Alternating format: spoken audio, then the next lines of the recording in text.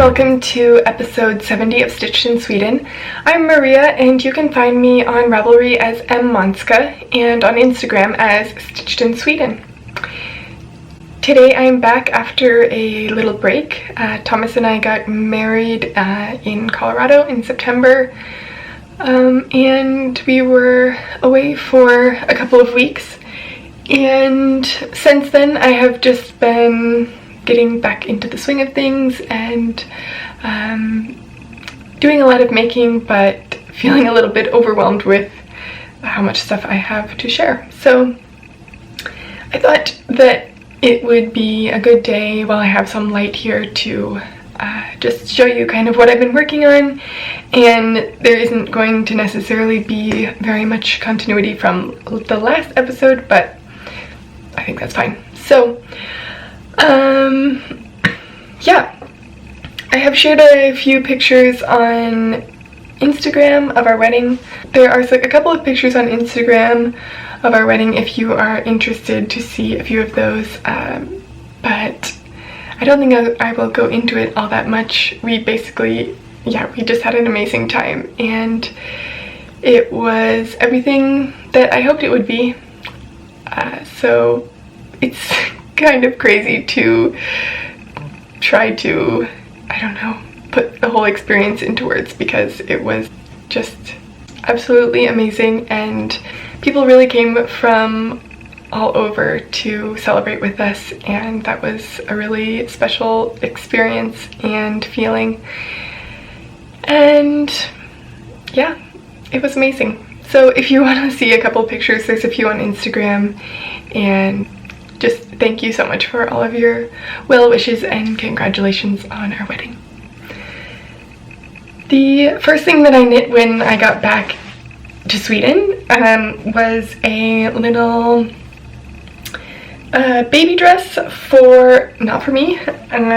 This is for one of my dad's co-worker's baby, and my mom actually asked me to knit it. So this is a pattern by Knitting for Olive, and I think it's called Baby Body Dress or something like that, because it has this the body part under, so it's kind of like a little onesie, and then it has the dress over the top, and I think it turned out really sweet. It still needs I need 4 buttons for it on this little diaper flap part, and I also need 1 little button for the back. But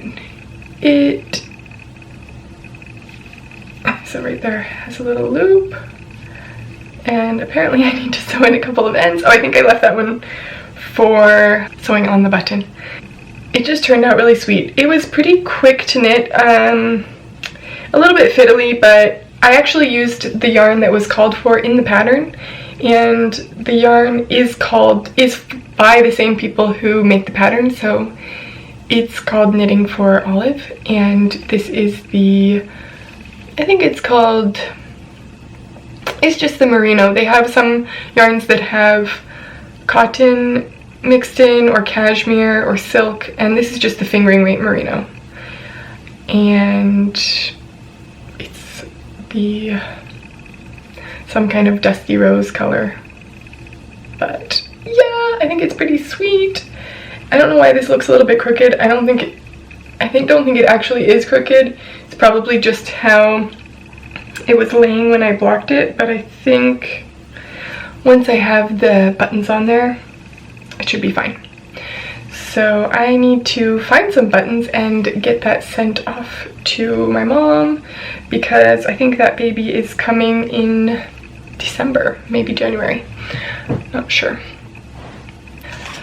I've been thinking about knitting another sweater for Thomas lately, and I decided that I would try out some of the Knitting for Olive's heavy merino. This is their logo.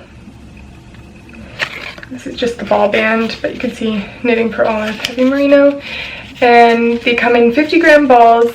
I got it's blueberry color for him, which is yeah, so in 100 grams, which this is a 50-gram balls like I said, but 100 grams is 225 meters, so it's really a worsted weight yarn. And here's the color. It's pretty much that color in real life. I think I really like it because it has a little bit of a heathered quality to it, so it's not just completely solid or like a blank color, if that makes sense. And I am kind of doing a combination of several patterns and some ideas from my head, I guess you could say, and I just show you what I have so far. I'm knitting the sleeves 2 at a time, and they are just, yeah, straight stockinette, and I think that I might actually turn them inside out after I'm done knitting them, because I might want to have the reverse stockinette stitch be the actual like side of the yarn that you see. So I'll decide that after I am finished knitting them, but I will then like sew in the edges, sew in the ends appropriately, so like depending on what side I want to have be the outside. But I might want like this, like the inside out side, basically. I just kind of folded it inside out so you could see it. I might want this texture to be on the outside, so we'll see. But I'm gonna knit it all this way first, and I have a nice tubular cast on for the cuff here, which is my favorite way to cast on. And I almost didn't do it this time, but yeah, one of my friends was here while I was starting these, and I was saying like, I don't know if I want to do the tubular cast on. She's like, Maria, you have to do it. You basically told me that you would never not do the tubular cast on, and that you always regret it when you don't do it, and it's true. So I have actually knit these 2 sleeves twice already. I mean, I knit them, this is sleeve number 3 and number 4, we can just say it that. I knit them about up to the elbow, and for some reason, well, I know exactly why, because I didn't really tell Thomas that I was making him a sweater directly, because I figured that he probably wouldn't notice if I was knitting him a sweater, and then it could sort of be a surprise, but it wasn't like, I wasn't hiding it from him to be a complete surprise. But yeah. So how I decided what size I was going to make was that I measured one of his store-bought sweaters that I know he likes a lot and is a good size for him. But so the sleeves that I made matched the size of that sweater, but apparently that sweater gets stretched out and he doesn't like the size of it when it's stretched out, and I guess I measured it when it was stretched out. So the sleeves were too big, and I think also because this is a heavier weight yarn, they were just, yeah, bigger than he wanted them to be. So the first time I had him try them on was when they were elbow length, and yeah, I ripped them out back to the cuff and re-knit them. So it's going pretty fast. It was just a little bit disappointing and frustrating to have to re-knit them, but it's basically really easy knitting, and I just do this in the evenings when I don't want to think about my pattern. So the pattern that I am making that sweater is going to be a sort of a combination between the Brownstone, which is a pullover by Jared Flood, and I have actually knit this for myself before. It's basically just a raglan sleeve pullover that has a shawl collar, and it's pretty basic in the construction. Okay, my light just changed because I realized that I had my overhead light on, and I think it's sometimes better without it. The color is more accurate. So now while I have some daylight outside, I'm just gonna leave it off to see how it goes. So it's going to be basically the shape of the brownstone, but I'm going to use some of the cables from the Citadel, which is a pattern from Hohilocatelli.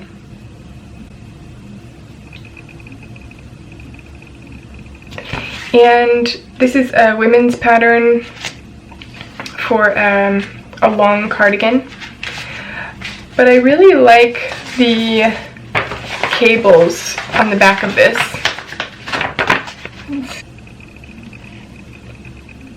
There's a good picture of the cables. I thought that this would be a nice sweater or a nice cable pattern and kind of design of the sweater to incorporate into the brownstone for a man's sweater. So that's kind of what I'm doing, and I'm planning on making the shawl collar not as long as it is in the brownstone. I don't know that you can, oh here, on the back picture you can sort of tell that it goes down kind of far down the chest. I'm just going to have it cross over pretty much right here and have that be the finish of the shawl collar. So that's my plan for that, and it seems like I've been knitting on it for a while, but that's because I did knit it for a while. I knit 2 sleeves and then, yeah, now I'm doing it again. But I have kind of calculated all the cables and stuff, so it should be rather smooth going from now on, I think.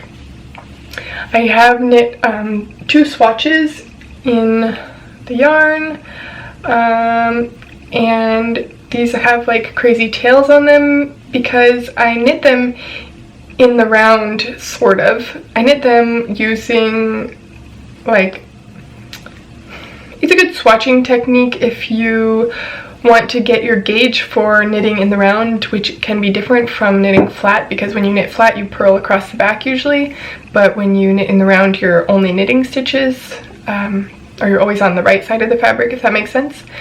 So I wanted to make sure I knew my gauge in the round, but I didn't want to make a little tiny circle swatch, because also circle swatches or like round swatches are harder to measure. Basically you can cast on however many stitches you want and knit across as you normally would if you were knitting flat, but then instead of turning your swatch around and purling across the back, you just drag the yarn across the back and start knitting on the front again, and then you're left with all of these loops on the back of your yarn, on the back of your swatch. So these were all connected before, and then basically when you want to wash and measure your swatch, you just snip and it opens up your swatch so that you can wash it, lay it flat to dry, and measure it that way. So because I'm doing this, I basically am doing the Citadel pattern as the Brookstone pullover. I'm knitting most of the sweater in the round, even though this is a cardigan pattern. Hopefully that makes sense.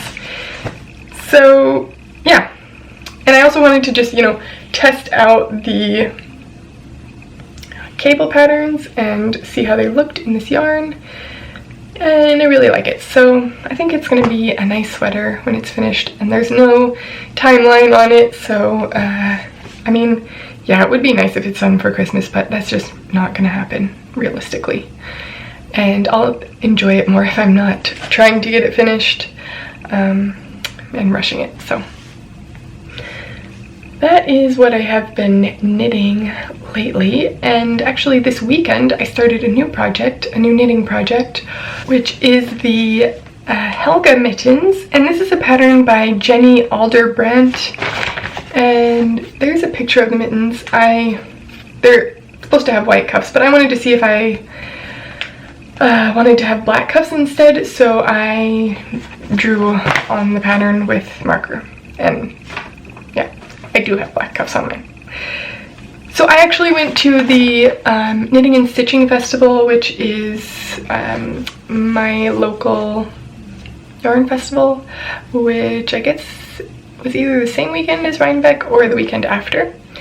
And I went there with my friend, and we have been there. I think that was the second time we went, and it's just yeah, it's fun, and I think it's definitely has improved a lot since the first time I went, which was 4 years ago, three and a half years ago. I think the first one I went to was, they also have one in February and in October, so I think I went to a February one first. The first year that I was in Stockholm, I guess. Maybe. I think so. Anyway, doesn't matter. But when I went that time, it was a lot of commercial yarn, and there wasn't very much yarn that I was particularly interested in buying, but it's really been expanding, and the vendors are improving a lot, I think. So that is a good sign. And they also have a lot of fabrics, and I think before maybe I wasn't so focused on what fabrics they had because I didn't have a sewing machine here, but I have a sewing machine now, which is over there, and I actually have a serger now, which is a recent addition to my machine family. I don't know. Yeah, I got a Janome 9300DX.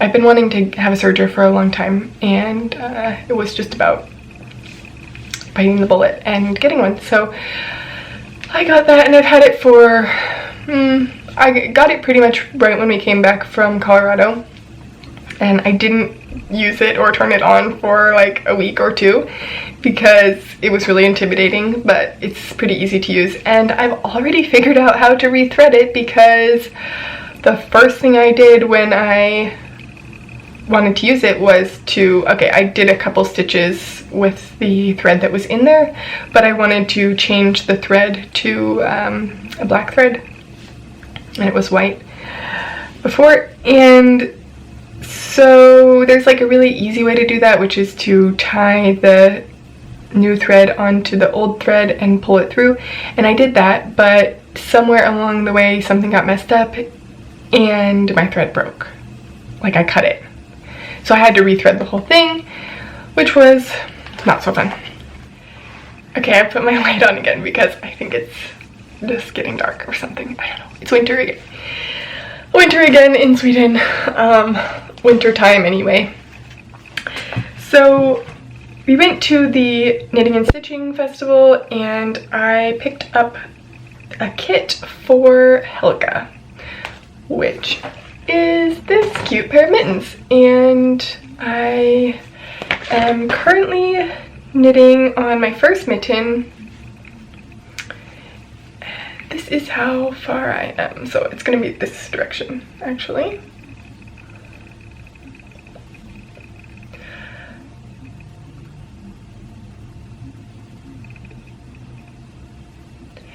And that's the front.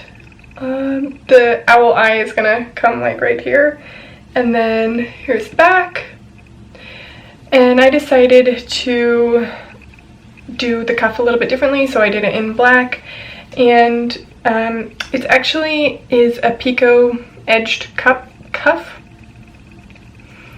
So it's gonna be folded over so that you can see the little picots there, and the edge gets sewn in, and actually you can pick it up as you go. I've knit cuffs like this before actually with the same technique, but I didn't pick it up because I wasn't sure if I was going to want to or need to line the whole mitten, because I can tell you the cast on number because there's no way you could guess how to do this pattern. Anyway, the cast on number for these mittens was 70 stitches or 72 stitches or something like that, and I thought that sounded huge, So I was thinking that I might need to line these mittens, which is why I left that cuff unfinished, because if I was going to line them, then I would pick up all those stitches and knit another mitten on the inside, and then, yeah, still get the picot edge in the end, but whatever. They fit perfectly, so I don't think I can line them, actually, because I think I would need more stitches. Like, they would need to be bigger if I was going to line them. But they're nice and dense, I would say. And yeah, they fit well.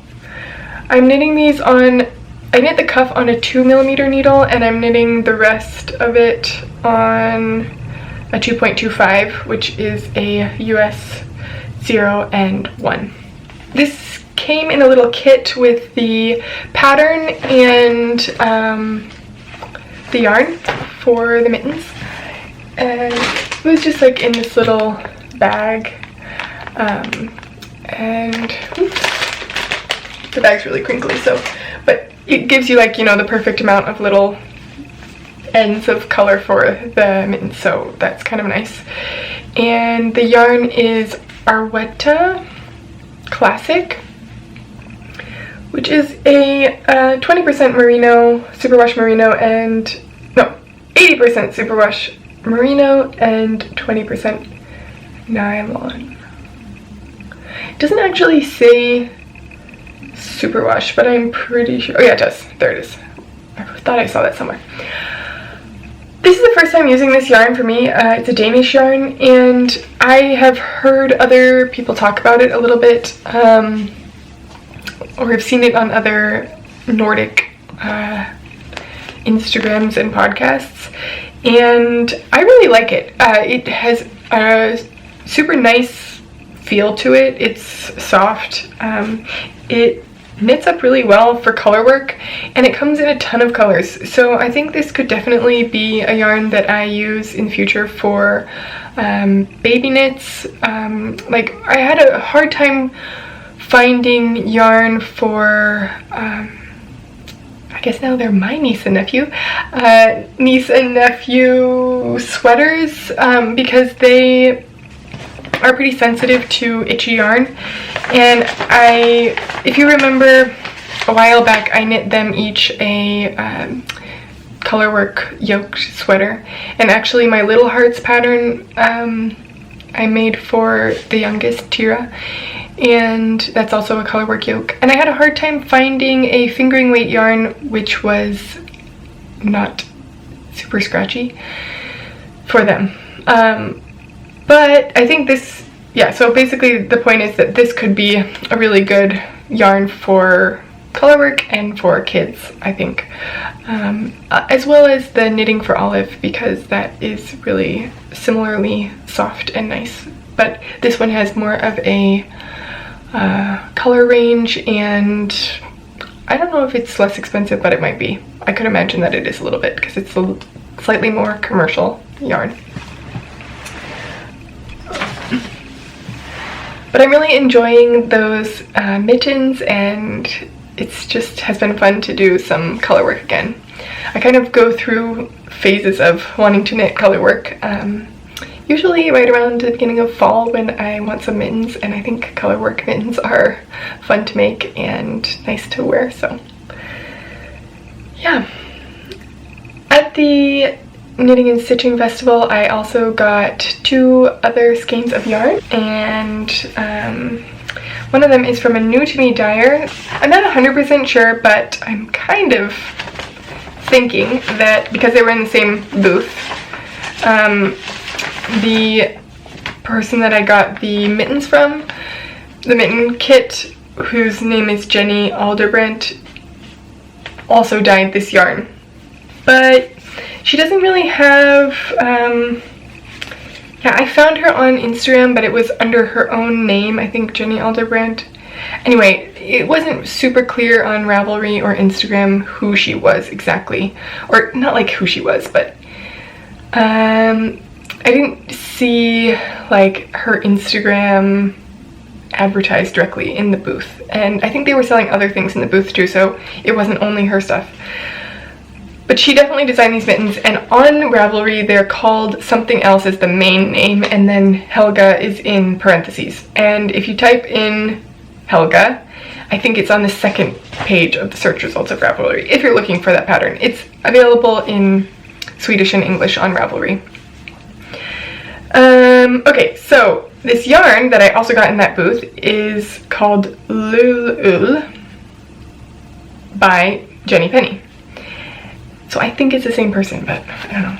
Anyway, how beautiful is this yarn? I am kind of obsessed with it. I think this is just like the perfect fall colors for a skein of yarn. It has like pretty much a cream under color, I would say, and then it has bits of peach and kind of orange speckles and black speckles, and it's just really pretty. And this is on the Softa base. It's called Rust och Sånt. I don't know what that is, but rust and something. And it's 75% superwash merino, 25% nylon, 425 meters per 100 grams, so I would say a light fingering weight. It's going to be perfect for a pair of cabley socks is my plan. So yeah, I really like this. So this is something like this beautiful yarn was definitely not at the knitting and stitching show in Stockholm 4 years ago. Like you would never, I don't think there were hardly any hand dyers there. So this was really a pleasant surprise this time. And she had a lot of other really pretty colors. I could have bought other things too. And we were even there on Saturday, and it had already been on Friday, so like she didn't have full stock of her things, but yeah, there were still other things that I wanted. Another beautiful yarn from a hand dyer who I have now met in person, which was lovely, is from Fru Valborg, and she actually sent me a bit of yarn that I've been using in my So Faded pullover, and this is one that I picked up at the festival. This is her Merino Classic, which is a 100% superwash merino, 400 meters and 100 grams, and this is moss. And you can find her on Instagram as Fru Valborg, so that's FRUVALBORG.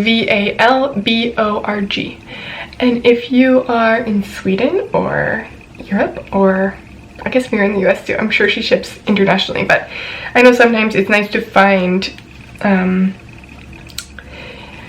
hand dyers who are, there's less hand dyers I think in Europe, especially in the Nordic countries, I would say. Like in the UK there of course is a lot, but that's still quite a far way for things to have to be shipped. So it's really nice to have somebody who is local and dyeing beautiful yarn. And her booth was just lovely. She had so many pretty skeins there, and I have tentatively placed a custom order for some DK weight yarn in a really beautiful color called Golden. So that will hopefully be getting shipped to me soon. So these are the two yarns that I got in addition to the kit, and I'm planning on making some socks for my mom out of this yarn because I think that she will like them, and I usually make her socks at least, I would say probably once a year on average. So yeah, I'm gonna try to make some socks for her out of that yarn. Also at the festival, I got this monster tool, which is for punching holes. And it's like, there's lots of different sizes of holes that you can punch, which is why it has this little wheel thing. Yeah, the reason why I need this is because I am making the Kelly Anorak jacket, and this is a pattern from Closet Case Files. I'm doing the one with the hood and the cinched middle part, and I'm really close to being finished with this actually. I think I have a little bit of, just a tiny bit of sewing left, and then it's mostly installing the hardware. So I'll show you that now. So for the snaps and things, you need to make holes in the fabric, obviously, so you can install the snaps. And the kit for, I bought the kit from Closet Case Patterns for the hardware kit for the Kelly Anorak. Ooh, I have a needle in here because I'm hand stitching part of it right now. I found this hole punch thing a little bit not fun to use that came with the kit. It's basically just like a metal stick that has like a punch on the end, and you have to hammer it against something that, you know, you don't want to like ruin something. So I've been doing it against my cutting mat, but it still does leave like kind of a hole. And it's really loud for my neighbors when I'm banging. It's like, sounds like I'm remodeling the house. So anyway, I decided to get this punch thing because also I'm going to be making jeans really soon, and I think for installing rivets and stuff, then that will be a nice thing to have. So I'll show you my progress on the Kelly Anorak. I'm making a waterproof version, like sort of waterproof, I guess. Water resistant may be more appropriately termed. Here it is. You can see the inside. I have kind of like brushed flannel, and I don't have any sleeves attached yet, so there's a hole there. But yeah, it like pretty much looks like a jacket, which is really exciting. I know that sounds weird, but like, I don't know. I think part of it is because when you have all of the hardware installed in it, it just gives it like, it just elevates the level of professionalism on the jacket and makes it feel like a ready-to-wear garment, which is sometimes the goal, I guess. And so I have the sleeves here. Here's one sleeve. And you can see the sleeve lining is different than the jacket lining, which I'm really glad, because I think this is just going to make it easier to slide them on. And for the raincoat, for the lined version of the pattern, there's an expansion pack for the lining, and it has different sleeve cuffs. But I went with the original sleeve cuffs and basically didn't follow the instructions for the lining, and I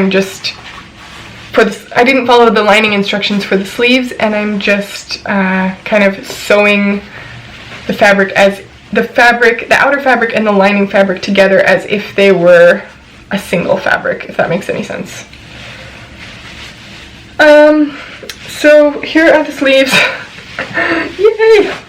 I actually had to let out the side seam of the sleeves because they were too tight and I could not bend my elbows, but now I can, so that is a plus. And I need to install the snaps on the cuffs. I have a really hard time doing this like placket part of cuffs. Like, I don't know if you can tell. You can see, like, it's not totally flat there. Like, I don't know, it's just, that is really a hard part for me to do. And I had the same problem on my, what was it, the Archer button down, the kind of like gingham shirt that I made. Yeah, I just have a hard time with the cuffs, so if anybody has like a tutorial that's really good for that, I would really appreciate it. But yeah, it's really close. I think I'm gonna try to finish that on Friday. Actually, this week we have a day off work, or I have a day off work, Thomas has work.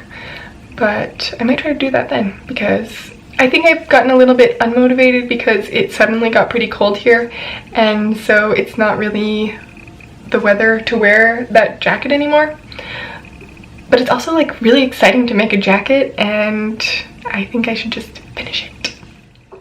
Hello, it's the next day, and I just wanted to pop in quickly for a little update because I have been sewing some baby leggings and I am going to send them to my mom, so I want to get those in the mail, and I thought that I would show them to you before I do that because they are so freaking cute.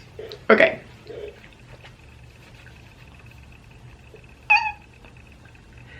Is this not the sweetest thing that you have ever seen?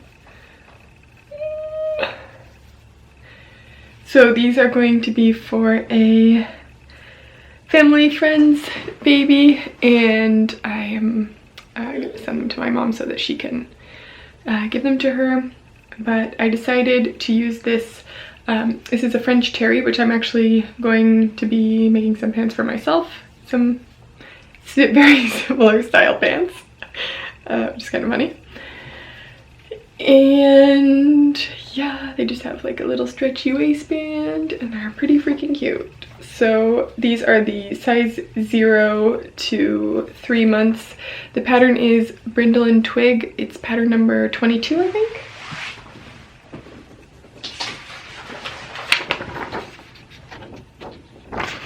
Yeah, pattern number 22. Here it is. It's called Cuff Waist Leggings, and there's an option to have them with or without a drawstring, but I used a pretty stretchy rib for the top waistband, so I decided to not have a drawstring. So here's one pair, and then I have a little slouchy beanie. It's like, the picture on the kid is very hilarious because it's like a little hipster beanie. Anyway, and this has the blue ribbing on the lining and the same.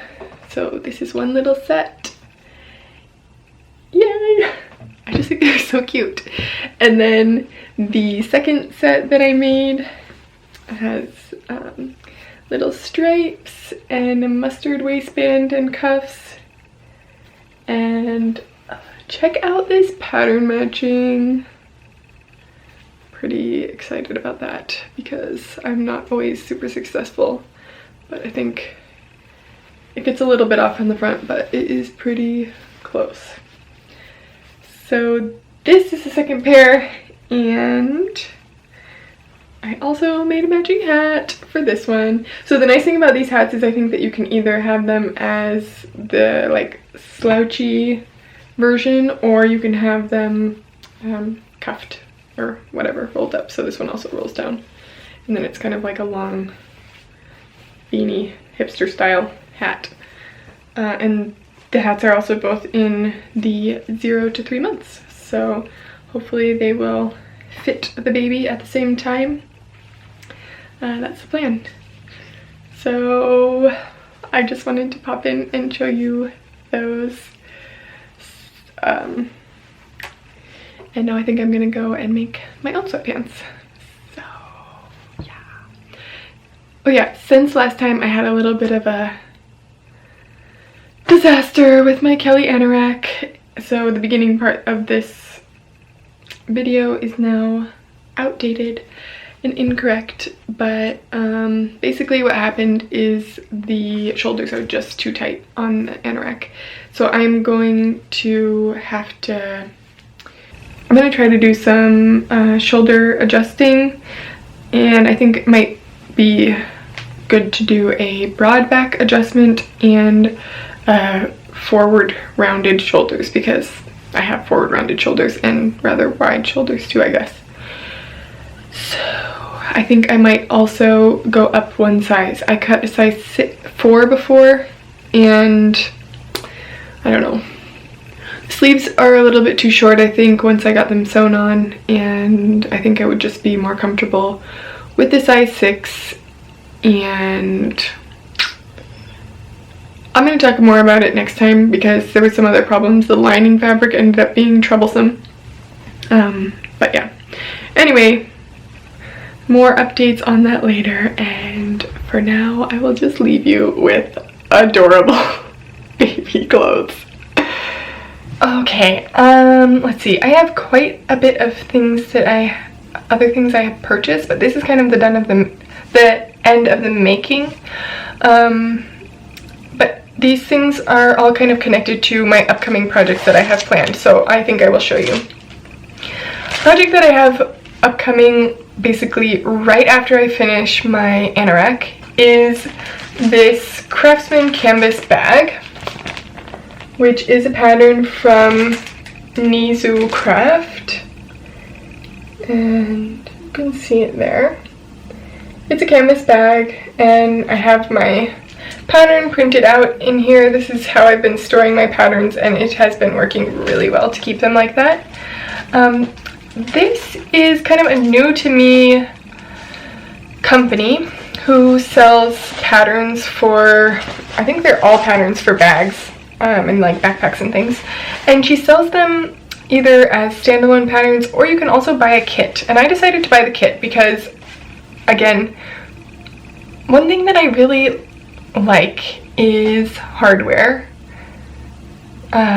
in sewing. So I really like the zipper and the snaps and everything in the Kelly Anorak, and I think it just like adds a level of, it just ups the level of the finished project.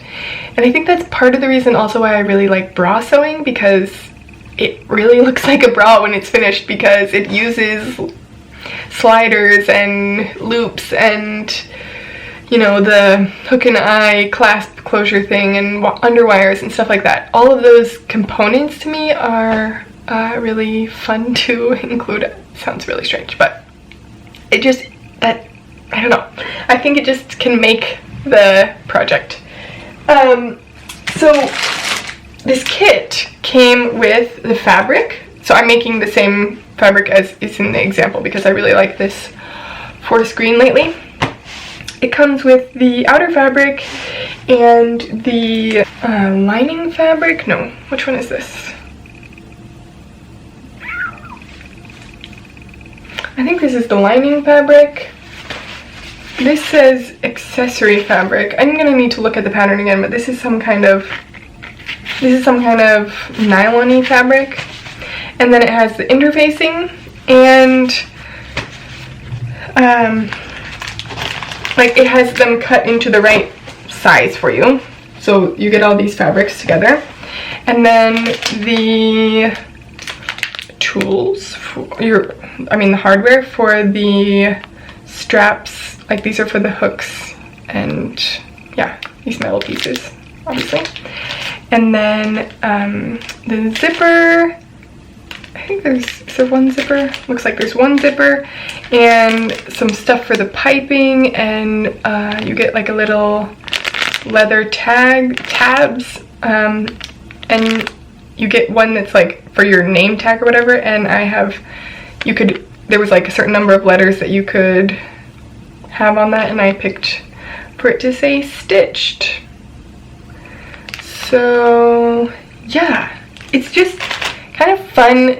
I think it would make a really nice gift for somebody if you know, if you have a sewing friend who likes to, I don't know, sometimes it's hard to know if it would be like somebody's aesthetic, but they have different bags. There's like, she came out with a really nice basic like large canvas bag recently. And there's some cute little backpacks, and I don't know if I'm hoping that this will be a nice bag that I can carry to work, and the main thing that I bring to work is my lunchbox.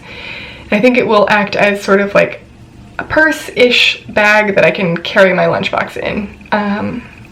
But I don't really need like a computer bag anymore, so yeah. I don't know. I'm just excited about it. I think it's fun to have a kit to work from, and yeah, this is what it looks like. So it's just, everything's like all ready to go, and I like it. So, and you can find her on etsy.com/shop/Nizo, which is Niizo, and also on Instagram, she's Nizo Craft. So I would definitely recommend checking her out because I think she has really nice stuff. Okay, I'm gonna speed things up a little bit. I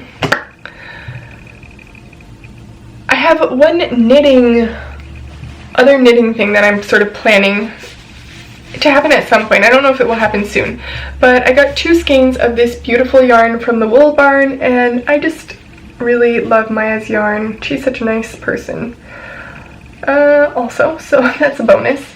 This is her twist sock in blush, and it's an 80% superwash merino, 20% nylon, and it has a very light blush pink undertone to the whole yarn, mixed in with the bits of creams, and then there's just really fun speckles of different colors.